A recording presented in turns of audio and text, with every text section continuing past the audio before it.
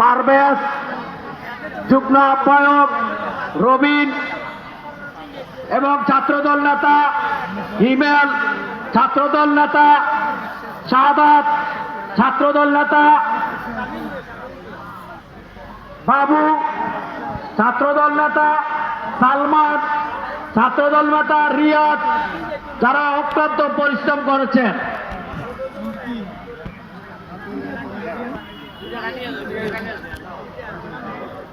আমাদের মাঝে উপস্থিত আছেন কুমিল্লা জেলার রাজপথের লড়াকু সৈনিক, স্বেচ্ছাসেবক দলের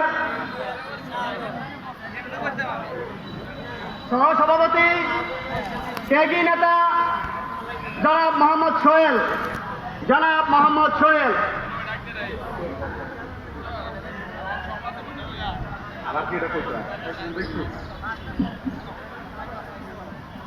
আমাদের মাঝে উপস্থিত হয়েছেন আদর্শ সদর উপজেলা ছাত্র দলের সম্মানিত আহ্বায়ক